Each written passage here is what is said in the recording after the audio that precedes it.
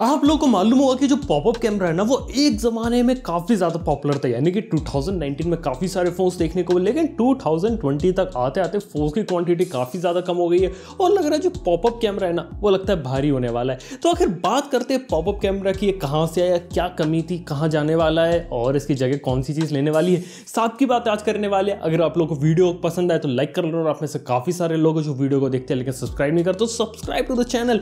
लेकिन अगर हम यहाँ पे बात करें सबसे पहले पॉपअप कैमरा की हिस्ट्री के बारे में, यह आपको कहां देखने को मिला था, तो सबसे पहले जो वीवो का वीवो नेक्स है जो आपको जून 2018 में लॉन्च हुआ था, उसके अंदर ये चीज आपको देखने को मिली थी। इससे पहले आपने कभी पॉपअप कैमरा स्मार्टफोन्स के अंदर सुना नहीं था। वहीं बात करें इसी के साथ साथ ही ओप्पो का भी फाइंड एक्स स्मार्टफोन रिलीज हुआ था जिसके अंदर आपको स्लाइडर कैमरा देखने को मिलता था। और देखा जाए तो इस सबका जो ट्रेंड है ना सब एक्चुअली में स्टार्ट हुआ था जब कंपनीज ने डिसाइड किया कि फोन के अंदर वो बड़े से बड़ा डिस्प्ले बना कर देंगे।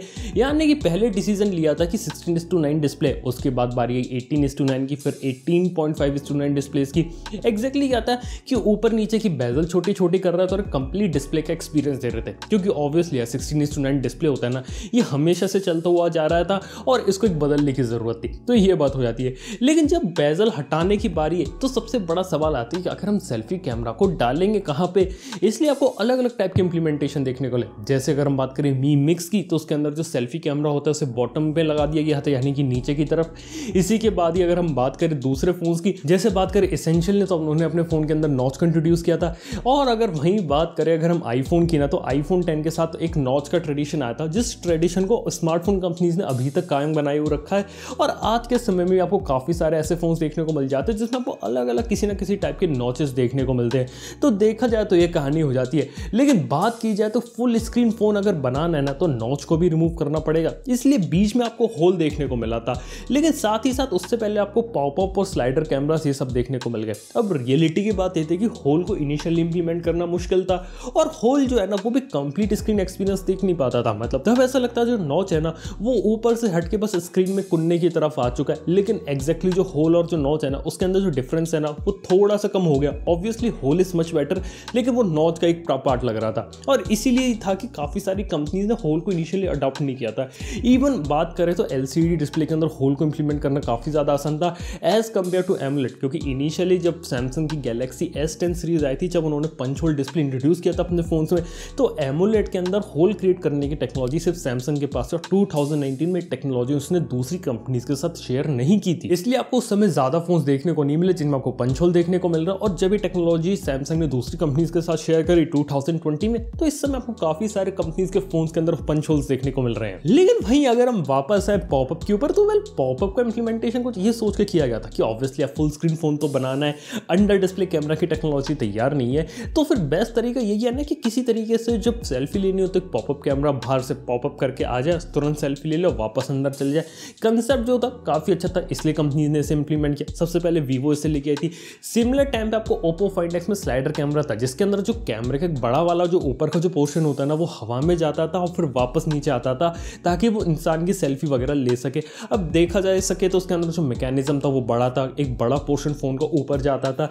ये सारी चीजें करना थोड़ा कॉम्प्लिकेटेड हो गया था, इसलिए इसकी चीज का जो अडॉप्शन रेट था ना वो काफी ज्यादा कम रहा। मतलब ये था कि ओप्पो के पास सैमसंग ने अपने गैलेक्सी 80 के अंदर इस चीज को इंप्लीमेंट किया था जिसने स्लाइडर प्लस रोटेटिंग कैमरा को बनाया था, तो ये चीज भी थी लेकिन ज्यादा पॉपुलर हो नहीं पाई क्योंकि इंप्लीमेंट करना भी मुश्किल था और ड्यूरेबिलिटी वाइज भी ये चीज है ना थोड़ी लेस ड्यूरेबल हो जाती है एज कंपेयर टू अदर।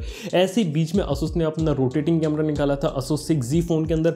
अब उसके अंदर क्या था कि फोन का पूरा जो पार्ट है ना वो पीछे से उठ के आगे आता था। अब देखा तो उन्होंने मोटर तो काफी ज्यादा स्ट्रॉन्ग लगाई थी, लेकिन जितना ज्यादा पार्ट और जितना बड़ा मूवमेंट अगर फोन के अंदर कराओगे ना और जितना वो बाहर की सरफेस से कांटेक्ट में रहेगा उतनी ज्यादा अनरिलायबल चीज हो जाती है। इसलिए Asus 6Z में ही आपको ये चीज देखने को मिली और उसके बाद से लेके अभी तक किसी दूसरे फोन में चीज देखने को नहीं मिली। लेकिन पॉपअप के साथ एक केस अलग था। पॉपअप क्या था कि फोन के अंदर कम जगह चाहिए, एक छोटी मोटर से भी काम बन सकता है और ये भी है कि पॉपअप जब यूज नहीं हो रहा ना तो उसकी ड्यूरेबिलिटी मोर और लेस काफी अच्छी हो जाती है, मतलब कि नॉर्मल फोन जैसी हो जाती है। लेकिन फिर भी उसमें आगे चल के इश्यूज आ सकते हैं जिसके बारे में हम थोड़ी देर में बात करते हैं। लेकिन अभी के समय बात करें तो पॉपअप को इंप्लीमेंट करना सस्ता भी पड़ता था और इसका इंप्लीमेंटेशन आसान भी था और कंपैरेटिवली जो पॉपअप है ना ये दूसरे इंप्लीमेंटेशन से ज्यादा ड्यूरेबल था, इसलिए वीवो लेके आई थी। उसके बाद आपको दूसरी कंपनीज के फोन्स देखने को मिलने लगे। इवन ओप्पो के आपको पॉपअप कैमरा वाले फोन्स देखने को मिले, आपको रियलमी के फोन्स में देखने को मिला, वन प्लस के फोन्स में आपको देखने को मिला। इवन मेरे पास खुद के पास जो OnePlus 7 Pro जो पिछले साल लिया था उसमें भी पॉपअप कैमरा था। रेडमी के फोन्स में आपको देखने को मिली ये चीज़, अभी के समय मोटोरोला के फोन्स में, अपकमिंग सैमसंग के एक फ़ोन में ये चीज़ आने वाली है।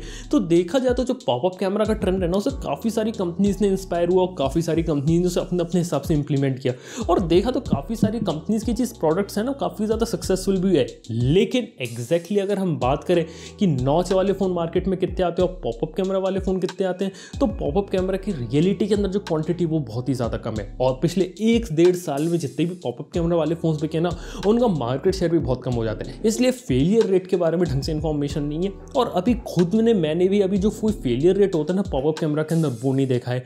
अब रियलिटी पॉपअप कैमरा के साथ कुछ प्रॉब्लम्स बताता हूँ। पहली चीज़ है कि आप जब भी सेल्फी लेते हो तो थोड़ा सा वेट करना पड़ता है, वो बिल्कुल इंस्टेंटेनियस नहीं होता। अगर हम बात करें फेस अनलॉक की, तो फेस अनलॉक के अंदर जब आप यूज़ करते हो पॉपअप कैमरा में, तो वो हल्का सा स्लो रहता है एज़ कम्पेयर टू वो फ़ोन जिसके अंदर आपको कोई भी पॉपअप कैमरा देखने को नहीं मिलता। ये बात हो जाती है। और ऊपर से जितनी बार ऊपर नीचे होता है ना, तो मैकेनिकल जो पार्ट्स होते हैं ना, उनमें फिजिकल डैमेज आने की प्रोबेबिलिटी ज़्यादा रहती है।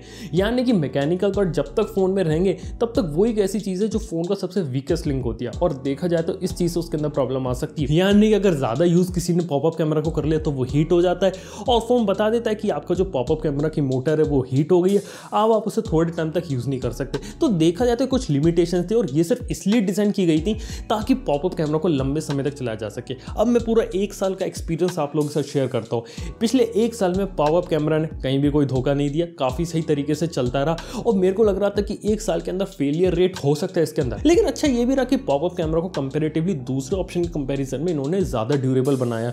तो देखा जाए तो चीज़ तो सर्वाइव कर गई, लेकिन कुछ प्रॉब्लम्स है। पहली चीज़ तो कि फ़ोन के अंदर मूविंग पार्ट्स है। ये चीज़ कब धोखा दे जाए, कैसे हो जाए, किसी को कुछ पता नहीं। इसका फ्यूचर में कुछ भी हो सकता है, इसकी कोई गारंटी नहीं है। और इसके अंदर मैकेनिकल मोटर कभी भी फेल हो सकती है, कोई गारंटी नहीं है। इसके साथ ही कैमरा लेंस और उसके आसपास के ऊपर डस्ट आ सकती है। यानी कि फ़ोन के अंदर एक होल या एक स्पेस क्रिएट कर रहे हो तो डस्ट आने की प्रोबेबिलिटी ज़्यादा रह जाती है। जो डस्ट है ना, मैंने खुद ने ऑब्जर्व करी है। इसके साथ ही जो पॉपअप कैमरा के आगे का जो लेंस होता है, जो जितनी बार ऊपर नीचे होगा ना, उसके कारण जो स्क्रैचेस होते हैं ना सेल्फी कैमरा पे, वो आ जाते हैं। ये एक प्रॉब्लम हो जाती है। इसी के साथ ही ऑब्वियसली यार पॉपअप कैमरा के साथ उन्होंने वाटरप्रूफ फ़ोन तो बना दिया, लेकिन फिर भी देखा जाए तो कुछ ना कुछ पार्टिकल्स, अनवांटेड चीज़ें आने की प्रोबेबिलिटी रहती है अगर उसके अंदर आ सकती है। यानी कभी हाई प्रेशर के सामने अगर फ़ोन आ गया तो पॉपअप कैमरा मोटर तक पानी पहुंच सकता है, डस्ट पार्टिकल पहुंच सकते हैं और ये चीज़ कभी भी धोखा दे सकती है। यानी कि 100% रिलायबिलिटी तो उसके साथ नहीं है। अभी तक ये चीज़ चल रही है, काफ़ी अच्छी चीज़ है, लेकिन आने वाले कितने समय तक ये चीज़ चलेगी यार, ये सबसे बड़ा सवाल है। करंटली मेरे साथ कोई ऐसा फेलियर अभी तक नहीं हुआ, लेकिन अगर होता है ना, मैं डेफिनेटली आप लोगों को बताऊंगा। और इसकी जो टेस्टिंग है अभी भी चलती हुई जा रही है और आने वाले समय भी चलती रहेगी कि पॉपअप कैमरा आखिर कितने लंबे समय तक स्टैंड कर सकता है। तो यार ये बात हो जाती है। लेकिन अगर इसके बाद अगर हम बात करें आगे कि एग्जैक्टली पॉपअप कैमरा का इंप्लीमेंटेशन अब आज के समय में इतना ज़्यादा क्यों नहीं हो रहा, वेल उसका मेन रीज़न ये है कि जो पॉपअप कैमरा है ना, वो एक टेम्पररी सॉल्यूशन है। मतलब जो मेन सॉल्यूशन है वो तो है अंडर डिस्प्ले कैमरा, वो एक आने वाले समय की फ्यूचर की टेक्नोलॉजी जो आएगी डेफिनेटली, लेकिन उसको आने में टाइम लगेगा।